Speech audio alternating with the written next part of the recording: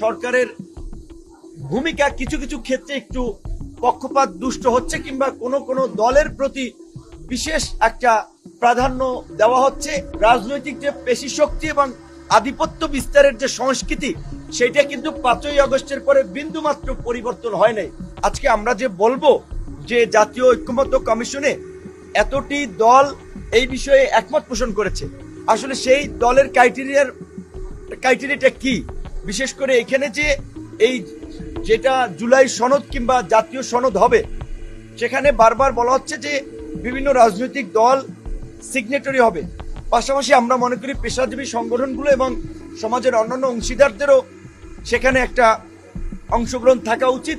এবং সর্বোপরি যেটি আমরা বারবার জোর দিচ্ছি, 90-এ 3 জোটের রূপরেখা হয়েছিল, ভালো ভালো কথা বলছে, লিখে দেন, সবাই মাইনে নেছে।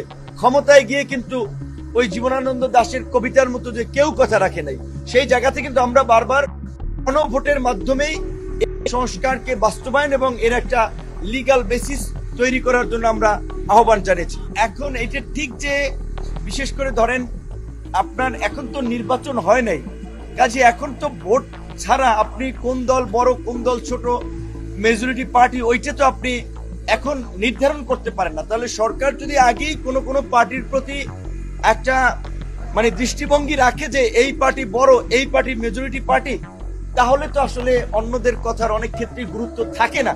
সেই ক্ষেত্রে আমাদের কাছে মনে হয়েছে যে এটা ঠিক যে ঐক্যমত্য কমিশন কিংবা সরকারের ভূমিকা কিছু কিছু ক্ষেত্রে একটু পক্ষপাত দুষ্ট হচ্ছে কিংবা কোনো কোনো দলের প্রতি বিশেষ একটা প্রাধান্য দেওয়া হচ্ছে। এইটা হলে আসলে তাহলে এই সংস্কার কিংবা এই সময়ের সার্বজনীন বিষয়টা আমার মনে হয় যে হারিয়ে যাবে।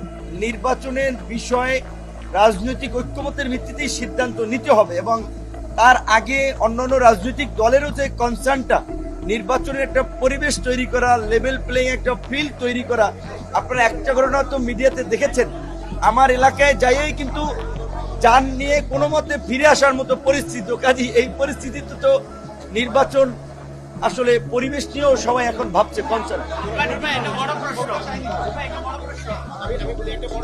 আপনি এর আগে ডিসেম্বরের ভিতরে নির্বাচন হওয়ার সম্ভাবনা করছেন, রিসেন্ট টাইমে আপনি 19 ঘুরে গিয়ে বলছেন এলাকায় যাওয়ার পর যে নির্বাচনের পরিবেশ সৃষ্টি হওয়া ছাড়া অন্তর্বর্তী সরকারের কাছে আহ্বান জানাবো যে নির্বাচনের দিনক্ষণ ঘোষণা না করার জন্য। এটি আসলে এইটা হচ্ছে কি, ধরেন আমরা যখন বক্তব্য দিই, যেমন গতকালকে 26 মিনিট বক্তব্য দিয়েছি, বক্তব্যের সময় বিভিন্ন কথা বিভিন্ন প্রেক্ষাপটে বলা হয়।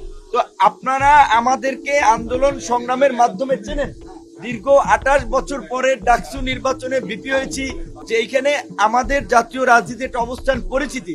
আমরাই যদি এলাকায় গিয়ে জিম্মি হয়ে পড়ি, আমাদেরকে উদ্ধারে যদি পুলিশ সেনাবাহিনী লাগে এবং রাতভর এই যুদ্ধ করে ভোর রাতে উদ্ধার করে, তাহলে নির্বাচনের পরিবেশ বা রাজনীতির মাঠের পরিবেশ কতটুকু আছে সেটি নিয়ে তো অবশ্যই আমাদের একটা প্রশ্ন থাকবে। কিন্তু নির্বাচন কখন হবে, ভোট কখন হবে, সেটা রাজনৈতিক ঐক্যমতের ভিত্তিতে সিদ্ধান্ত হবে। আমার দলে একটা পজিশন থাকতে পারে, কিন্তু সামগ্রিকভাবে সবাই ঐক্যমতে না পৌঁছালে তো আমি বললেই তো ইলেকশন হবে কিংবা হবে না এরকম সিদ্ধান্তে সরকার পৌঁছাতে পারবে না। আমরা বলবো সরকারকে এবং রাজনৈতিক দলগুলোকেও কার্যত, আমরা তো ঠিক ঢাকা শহর থাকার সুবাদে গ্রামে তো আমরা প্রত্যেক মাসে যাই, গ্রামে গিয়ে যতটুকু মনে হয়েছে কিংবা অন্যান্য সহকর্মীদের মাধ্যমে এলাকার খোঁজখবর নিয়ে যতটুকু জানতে পেরেছি, রাজনৈতিক যে পেশি শক্তি এবং আধিপত্য বিস্তারের যে সংস্কৃতি সেটা কিন্তু 5ই আগস্টের পরে বিন্দুমাত্র পরিবর্তন হয় নাই।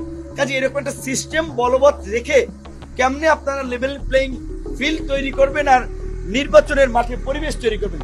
নির্বাচন ডিসেম্বরে হোক, ফেব্রুয়ারিতে হোক, এপ্রিলে হোক, তার আগে পরিবেশটা তৈরি করতে হবে। এবং এত বড় একটা লড়াই সংগ্রামের পরেও রাজনৈতিক দলের নেতাদের যদি চরিত্রের পরিবর্তন না হয়, তাহলে তাদের পরিণতিও কিন্তু ভবিষ্যতে আওয়ামী লীগের মতো হবে। সেই জায়গা থেকে আমরা চাই না বাংলাদেশ এই গণ অভ্যুত্থানের পরে আগামী নির্বাচন কেন্দ্রিক কোনো সংকটে পড়ুক। সরকারকে আমরা নির্বাচনের একটা পরিবেশ তৈরি করা, রাজনৈতিক দলকে রাজনৈতিক সংস্কৃতির পরিবর্তনে কাজ করার আমরা আহ্বান জানাবো।